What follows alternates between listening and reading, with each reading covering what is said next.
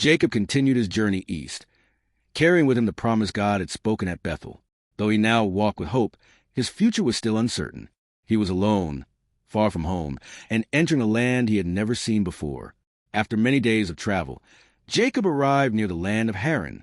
There, he came upon a well in an open field. Shepherds were gathered around it, waiting to water their flocks.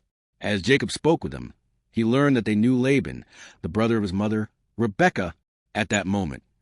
Jacob saw a young woman approaching the well with sheep. Her name was Rachel. Rachel was Laban's daughter, and she was a shepherd. When Jacob saw her, something stirred within him.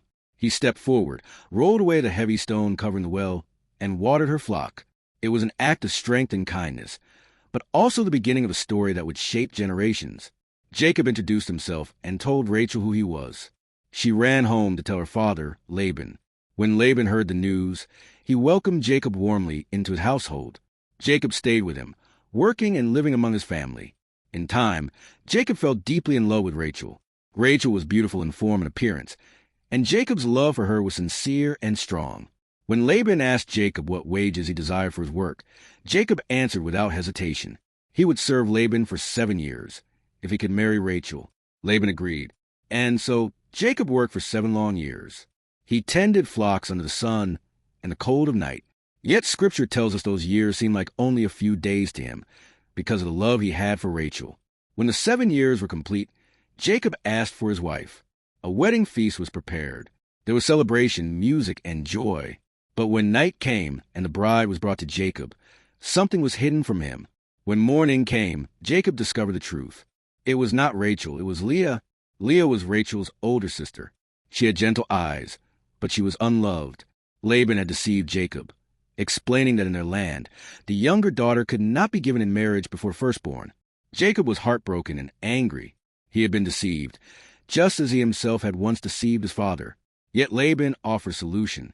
Jacob could also marry Rachel, but only after completing another 7 years of service. Jacob agreed. Rachel became his wife, but Leah was the first to bear children. God saw that Leah was unloved, and he opened her womb. She gave birth to sons, Reuben, Simeon, Levi, and Judah. Rachel, though deeply loved, remained barren for a time. Through pain, rivalry, waiting, and disappointment, God's plan continued to unfold.